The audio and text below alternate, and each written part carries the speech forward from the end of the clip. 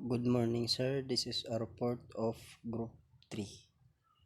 The topic of the Philippine Government Science and Technology Agenda.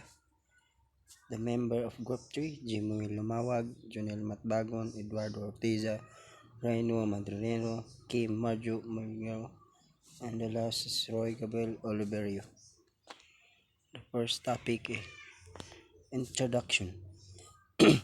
The introduction to the development of country's science and technology has generally been recognized as one of the imperative of socioeconomic progress in the contemporary world.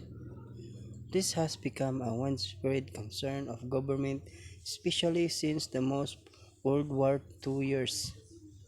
Among the third world countries, an important demonstration of the concern of the problem of dependence in science and technology, as it is closely tied up with the integrity of their political sovereignty and economic self-reliance. The Department of Science and Technology in the Philippines is a government agency tasked with overseeing and managing nation technology development and acquisitions, undertaking technological and scientific research and promotion public consciousness of science and technology. History. Pre-Spanish period. Before the colonization of the Spaniard in the Philippine island, the natives of archaeology already had practices linked to science and technology. Filipinos were already aware of the mechanic, medicinal and therapeutic properties of plants and methods of extracting medicine from herbs. The Banawe rice terraces are among the sophisticated products of engineering by pre-Spanish era Filipinos. The colonization of the Philippines contributed to growth of science and technology in the archipelago. The Spanish introduced from education and founded scientific institutions during the early years of Spanish rule in the Philippines. During Ferdinand Marcos' presidency, the importance given to the science grew. In the amended 1973 Philippines Constitution, Article 15, Section 9, he declared that the advancement of the science and technology shall have priority in the national development. In the 2 terms of presidency and during martial law, he enacted laws promoting science and technology. Science advocates as advocates. Science and technology are essential in a development world. They are the key players in a country's quest of the industrialization. They are the lifeblood of research.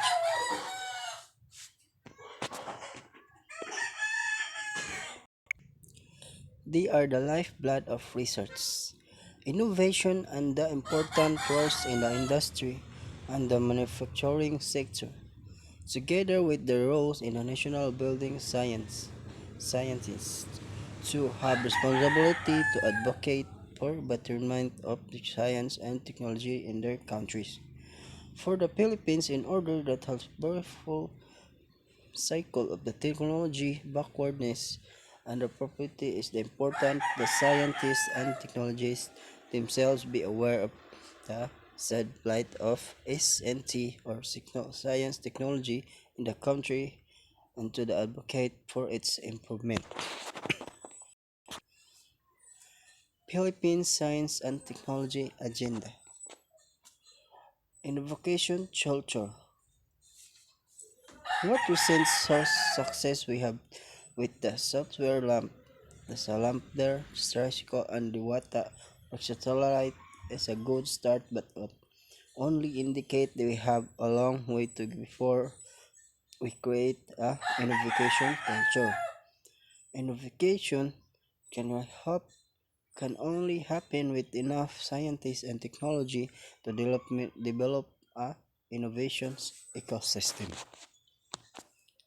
This is example picture of saltwater saltwater lamp and salamander tricycle and the last Dewata Microsoft Services. Asian integration requires competitive technology. Science and technology help us understand nature and the world. It enable full lives through whenever evolutive means and therefore requires and we as Filipinos expand our science and technology base into enable us to compete in a integrated Asian. Two major approaches. One, stronger research and development in the regions, not just in Manila. Expand research and development initiatives of providing more grant support for R&D through the those sectoral planning councils such as the PSAID, PCERD, and ASTI in cooperating with universities in the regions, especially those where food productions need to improve. Industry needs to grow and where innovation needs to be developed. This is critical in light and climate change and expensive electricity and the need to disperse in industry the economic activities. Two, strategic, strategic projects in five areas. Renewable energy.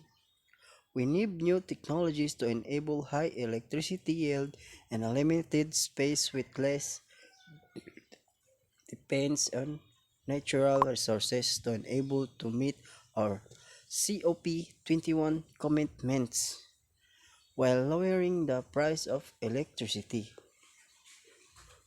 S&T for industrial development.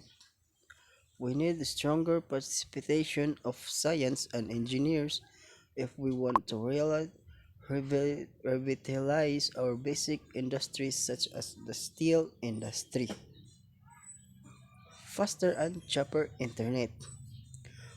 We have an Asian's lowest internet, yet your archipelago need it bridge gaps and build networks.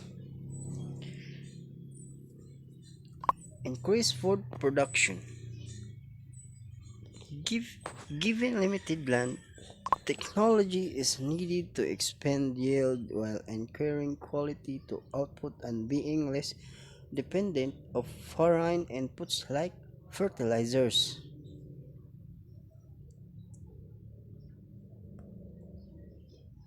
The last five is climate change adaptation. We need cutting edge technology to enable our farmer to adapt to changing climate and the need to do away with technologies that destroy the capacity of food helpful yield.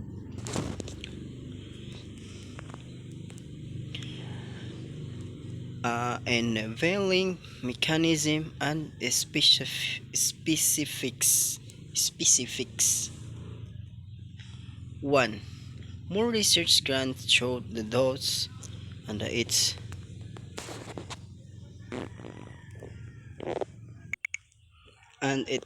sectoral planning councils and institutes. 2. Strengthen and abolish scientists. Our scientists must be engaged through actual research projects. Many of our science and engineering of OFWs who support our candidacy. We need their help to amplify our country's technology and we hope they come back 3. Science and technology cooperations with ASEAN, especially on the space program, the climate change adaptation. 4. Cooperation between industry and the science community by involving them in the sectoral planning councils.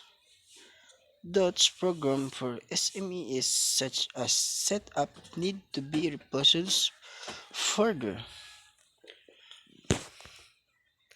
And that's all of my report of Group 3. Thank you.